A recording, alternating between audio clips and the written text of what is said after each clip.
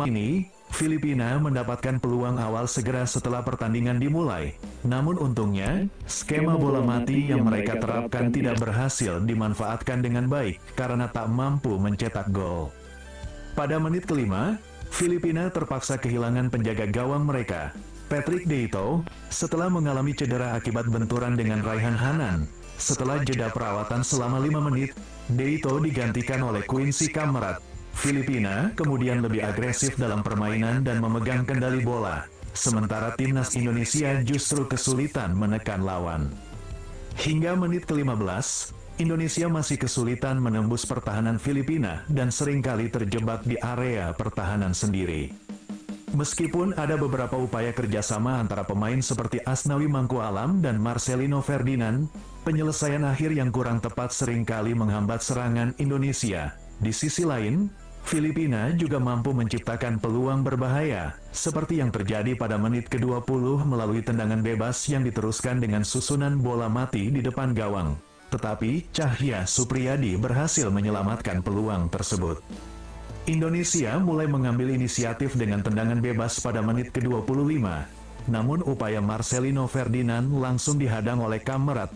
Meskipun menuju akhir babak pertama intensitas permainan meningkat, namun skor tetap 0-0.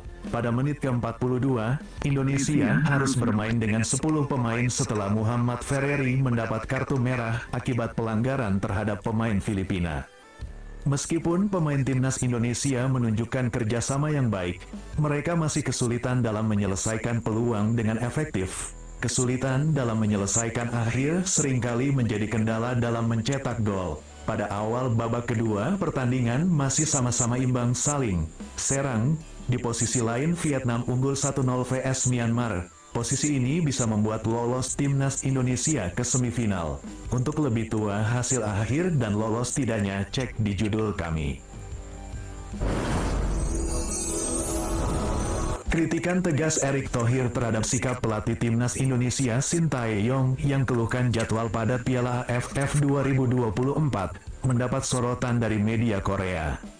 Jadwal pertandingan yang diputuskan oleh AFF dikeluhkan oleh pelatih timnas Indonesia Sintayong, ditanggapi dengan tegas oleh Ketua Umum PSSI Erick Thohir mendapatkan reaksi dari media Korea Best 11. Media Korea Best 11 telah mengangkat sorotan terhadap pernyataan tegas dari Erick Thohir yang menegaskan agar pelatih timnas Indonesia, Sintayong, untuk tidak banyak mengeluh mengenai Piala AFF 2024. Kritik yang ditujukan oleh STY terhadap pelaksanaan kompetisi dengan format kandang tandang di fase grup dinilai sebagai hal yang wajar, terutama terkait kesulitan pemain dalam proses recovery akibat jadwal yang padat.